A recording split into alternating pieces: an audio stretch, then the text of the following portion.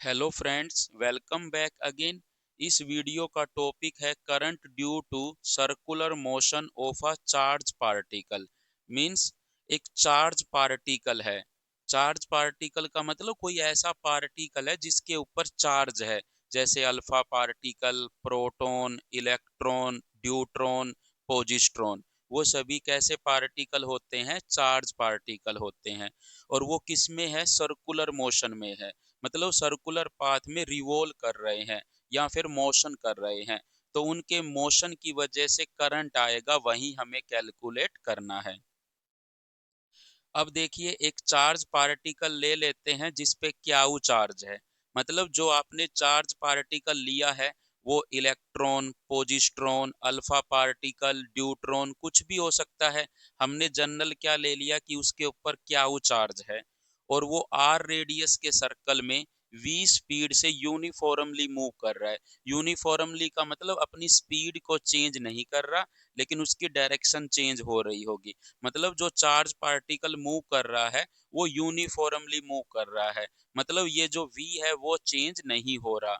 मतलब कॉन्टिन्यूसली एक स्पीड से क्या कर रहा है? मूव कर रहा है सर्कुलर पाथ में। और सर्कुलर पाथ की रेडियस क्या है? r है आपकी। मीन्स हम ये कह सकते हैं कि वो यूनिफॉर्म सर्कुलर मोशन में है आपका। r क्या है? रेडियस है। और v क्या है? स्पीड है।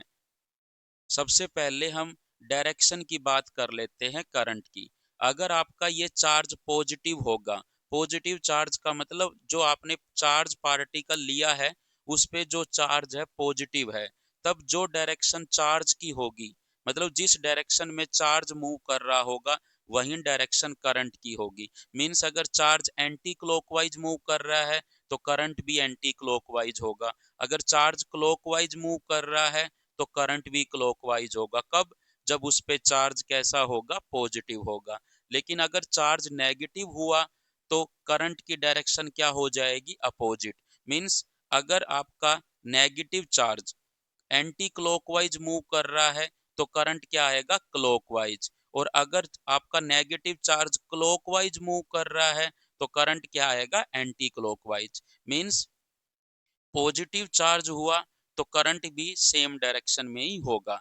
लेकिन अगर नेगेटिव चार्ज हुआ तो करंट की डायरेक्शन क्या होगी? अपोजिट होगी।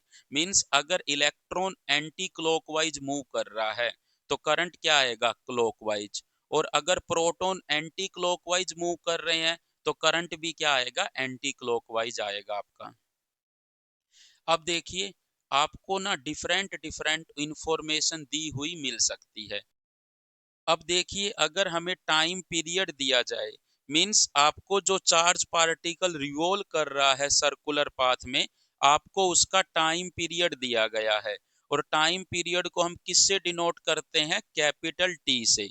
और टाइम पीरियड क्या होता है? Time taken in one complete revolution. मतलब एक चक्कर को पूरा करने में जो टाइम लगेगा वो क्या होता है? टाइम पीरियड होता है। और आपको उस चार्ज पार्टिकल का टाइम पीरियड दिया गया है। तब हम कैसे करंट कैलकुलेट करेंगे वो हम देखते हैं। अगर हम कोई भी क्रॉस सेक्शन लेते हैं, कोई भी क्रॉस सेक्शन मतलब इस जो सर्कुलर पाथ में रिवॉल्व कर रहा है, हमने यहाँ पे कोई क्रॉस सेक्शन बना लिया। इस क्रॉस सेक्शन में से ये जो कैपिटल टी जो आपको टाइम पीरियड दिया गया था, इतने टाइम में ये जो चार्ज पार्टिकल है एक बार तो जरूर क्रॉस कर जाएगा। मींस इतने टाइम में, टी टाइम में, ये जो चार्ज पार्टिकल है किसी भी क्रॉस सेक्शन में से एक बार जरूर क्रॉस कर जाएगा। हम कह सकते हैं कि इतने टाइम में कितना चार्ज क्रॉस किया इसमें से क्यू। तो एवरेज करंट कितना आएगा? Q by T. टोटल कितना चार्ज फ्लो हुआ और कितना टाइम लगा, तो एवरेज करंट किसके इक्वल होगा? क्यू बाय टी के। मीन्स अगर आपको टाइम पीरियड दिया गया हो किसी भी चार्ज पार्टिकल का तो एवरेज करंट कितना होगा? Q by T. क्योंकि यहाँ पे हम जो टाइम ले रहे हैं वो इंटरवल में ले रहे हैं, इसलिए यहाँ पे क्या आया? आपका एवरेज करंट आया। तो एवरेज करंट किसके इक्वल होगा? क्यू बाय टी, जब आपको टाइम पीरियड दिया जाएगा। अब देखिए, अगर आपको रेडियस एंड स्पीड गिवन हो, रेडियस एंड स्पीड का मतलब है कि आपको चार्ज पार्टिकल की स्पीड दी हुई है कि इतनी स्पीड से इतने रेडियस के सर्कल में रिवॉल्व कर रहा है, तब हम कैसे करंट को निकालेंगे?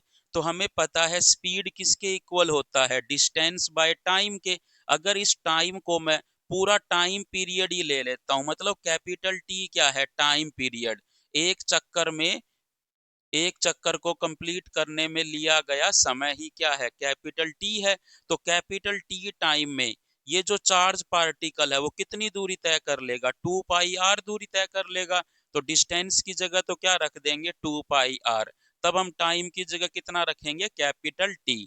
तो स्पीड जो v है वो किसके बराबर आ जाएगी, 2 पाई आर/टी। तो यहाँ से टाइम पीरियड कितना आ जाएगा, 2 पाई आर/वी। इस टी को इधर ले आएंगे, वी को इधर ले आएंगे। सो टाइम पीरियड हमने ऐसे भी निकाल लिया। फर्स्ट केस में क्या था, आपको टाइम पीरियड दिया गया था और यहाँ पे आपने निकाल लिया। तो आपका आई एवरेज क्या आ जाएगा, Q/T। और टी की जगह ये वैल्यू रख देंगे 2 पाई आर, और वी कहाँ चला जाएगा, ऊपर चला जाएगा। सो इस फॉर्मूले को कब यूज करोगे, जब आपको रेडियस स्पीड गिवन होगी तब आप यूज करोगे। और इसको कब यूज करोगे, जब आपको जस्ट टाइम पीरियड दिया हुआ होगा। अब देखिए, अगर हमें जो चार्ज पार्टिकल सर्कुलर पाथ में रिवॉल्व कर रहा है उसकी फ्रीक्वेंसी दी हुई हो, मतलब फ्रीक्वेंसी ऑफ रिवॉल्यूशन दिया जाए उस चार्ज पार्टिकल का। फ्रीक्वेंसी का मतलब होता है number of revolution in 1 second. Means एक सेकंड में कितने चक्कर करेगा, वो होती है उसकी फ्रीक्वेंसी। और उसकी जो यूनिट होती है वो हर्ट्ज होती है, सेकंड इनवर्स होती है, या फिर आरपीएस भी कह सकते हैं, रिवॉल्यूशन पर सेकंड। लेकिन अगर हमें फ्रीक्वेंसी आरपीएम में गिवन हो, रिवॉल्यूशन पर मिनट में गिवन हो, तो उसको हम कन्वर्ट करेंगे रिवॉल्यूशन पर सेकंड में, फिर हम यूज करेंगे यहाँ पर। तो टाइम पीरियड जो होता है वो फ्रीक्वेंसी का क्या होता है, अपोजिट होता है। तो अगर हमें फ्रीक्वेंसी दी हुई मिलेगी तो टाइम पीरियड निकल आएगा। और एवरेज करंट किसके बराबर था, Q/T। तो यहाँ पर हम किसकी वैल्यू रख देते हैं, इस टी की। तो 1/f रखेंगे तो f कहाँ चला जाएगा, ऊपर चला जाएगा। तो एवरेज करंट किसके इक्वल आएगा, चार्ज गुणा में फ्रीक्वेंसी। कब, जब आपको फ्रीक्वेंसी किस में गिवन हो, हर्ट्ज में, सेकंड इनवर्स में, या फिर रिवॉल्यूशन पर सेकंड में। लेकिन अगर रिवॉल्यूशन पर मिनट में गिवन होगी तो आप उसको आरपीएस में कन्वर्ट करोगे। कैसे कन्वर्ट करोगे, जैसे आपसे कह दे किसी की फ्रीक्वेंसी 50 रिवॉल्यूशन पर मिनट है, तो 1 मिनट का मतलब 60 सेकंड में कितने चक्कर कर रहा है, 50। तो 1 सेकंड में कितना करेगा, 50/60।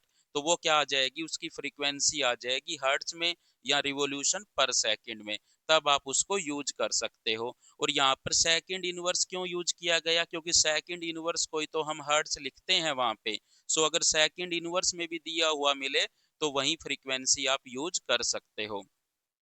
अब नेक्स्ट देखिए, अगर आपको फ्रीक्वेंसी लिख के रेडियन पर सेकंड लगा दे, इसका मतलब वो एंगुलर फ्रीक्वेंसी दी गई है आपको, मतलब वो ओमेगा दिया गया है, क्योंकि ओमेगा की जो यूनिट होती है वो रेडियन पर सेकंड होती है।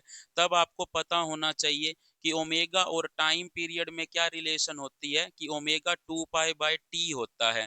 तो यहाँ से हम टाइम पीरियड निकाल लेते हैं, 2 पाई/ओमेगा, और यहाँ पे पुट कर देंगे तो आई एवरेज कितना आ जाएगा, क्याउ तो ऊपर रहेगा, टी की जगह 2 पाई और ओमेगा ऊपर चला जाएगा। तो ये फॉर्मूला कब यूज करोगे, जब आपको एंगुलर फ्रीक्वेंसी दी गई हो।